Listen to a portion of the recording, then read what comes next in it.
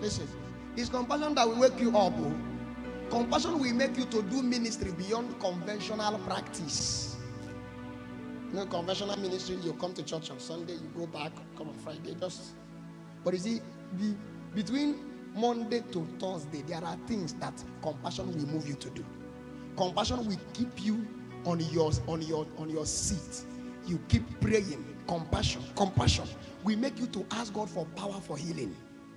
You will be asking God, why are my people not healed? Is there no balm in Gilead?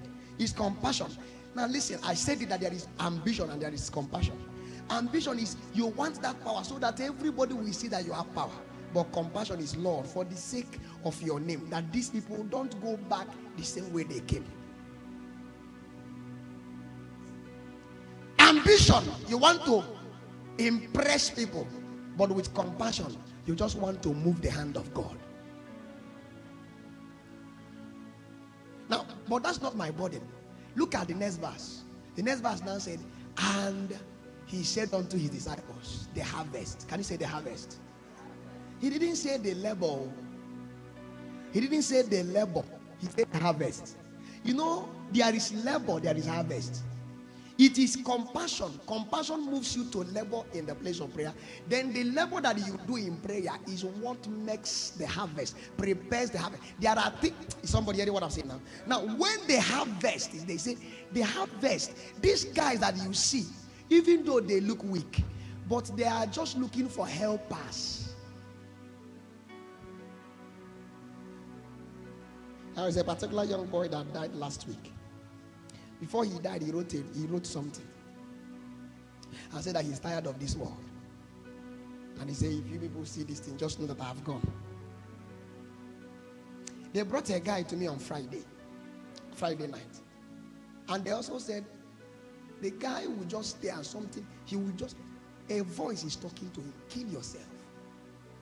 When that voice speaks to him, he will be very violent. He will break his phone, break everybody around, hit everybody.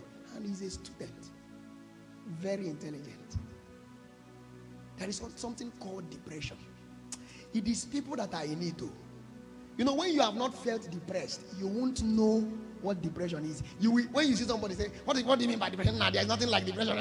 Just be happy, laugh. Laugh. You don't know that kind of motivational quote that they used to put online. They say, laugh, enjoy yourself. When you are depressed, you will know that you cannot force yourself to enjoy yourself. They'll give you money now, you will still not be happy. Depression is always in a state where nobody can touch the place where depression comes from. I don't know how to say. Like when you are depressed, it will take the hand of God. We need laborers. The harvest is plenty. There are many people in church, but they are just time bomb. Their heart is filled up. They are depressed. One day they will explode. The harvest is plenty. And let me tell you another thing. Just take note of what I'm saying. This harvest is both inside and outside the church. The kind of church we have today, the harvest is also inside church. We need to harvest people inside church because many people inside church are not yet belonging to the Lord, but they belong to choir. Are you getting what I'm saying now? They belong to departments. They are in a club, in different clubs in the church. They read Bible too. They participate and they wear to match all the color things that we do on Sundays in our churches. You see this? What is this thing that they call the rose? You put rose on top of black and then see green and see red and all those kind of things. How to match it? They know it, but they are still harvest. They need somebody to pluck in the sickle, to put in the sickle and harvest them. I'm telling you. I just used to pray. Why is it that the church has become a fresh mission field? We don't need to, now we don't really need to travel to villages. Members in the church are sleeping with one another. Members in the church are doing abortion. Somebody will finish abortion and come to church. You heard what happened? Some of you must have heard it. A lady, I think I heard it now. A lady that went to do abortion last month. And died.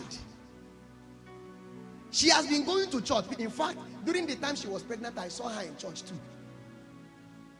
People did not know that this girl is carrying a baby. And she too, I don't know whether she knew. I was somewhere, and the woman was telling me that their compound where she came out from to the program I went to, she said that a girl delivered at home and the mother was not aware. They say all the while she was pregnant, the mother was not aware. I don't know what they say that she used to put, and then I don't know how long, I don't know the kind of stomach she had. And she entered labor, and she didn't shout.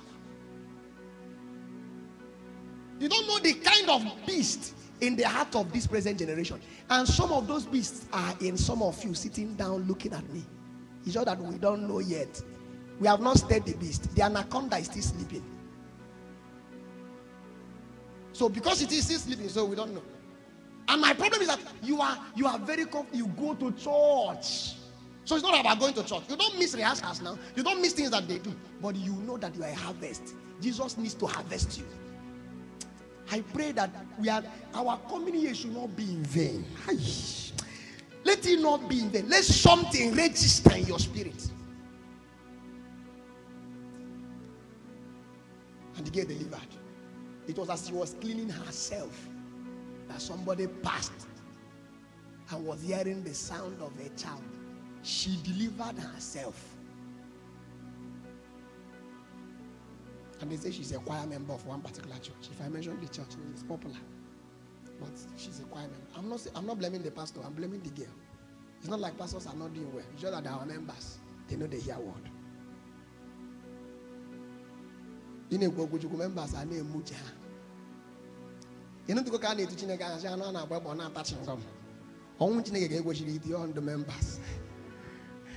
On yana go to go to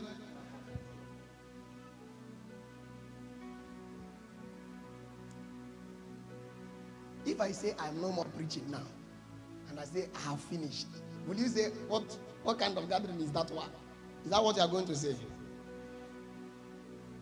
God is looking for people that will join to harvest what is already ripe. Every time we come to service here, every Sunday we gather here, what we are coming to do is to have. We are coming to prepare you to go out and harvest. We are trying to raise you to become a harvester. There are two kinds of ministers. So there are normal ministers and there are harvesters. Men that when they stand on the pulpit, they are on the keyboard, they are on the drums, they are singing.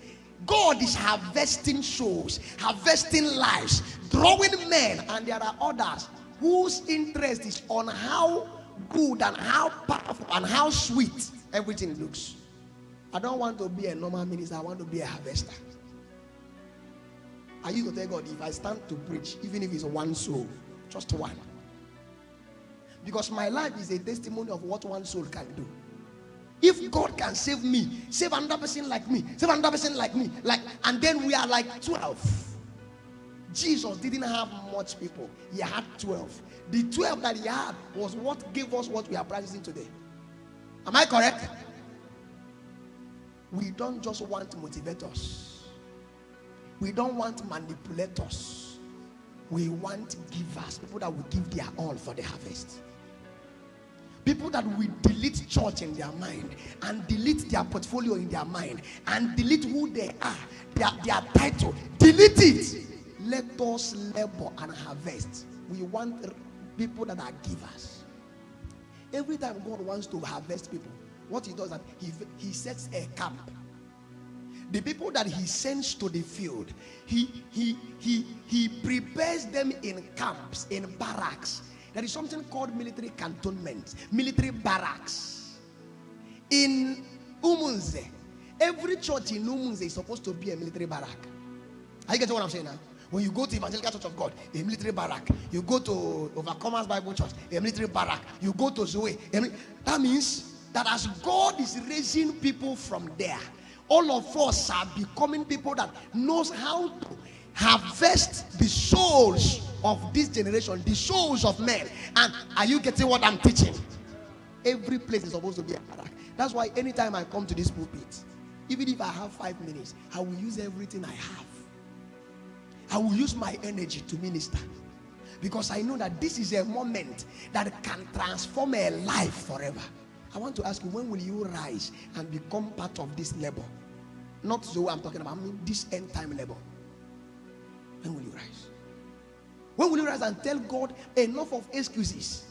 I want to feel it in my body that I'm part of the people that are laboring. What God does in a land, in a territory, he raises people. He raises 1, 2, 3, 4 persons and give them the burden to harvest. And then what God now does, that he begins to bring men to those people that he raised, so that through these men, he can harvest the territory. You see, every time you read the book of Acts of Apostles, you see Paul. Am I correct? But I hope you know that it was not only Paul that went for a missionary journey. Barnabas and John Mark went to. Paul and Silas went to. They were all going. And if you read the book of Romans 16, you will see the names of people that really put their lives, hazarded their lives for the sake of this gospel that you are thinking about, that we are talking about.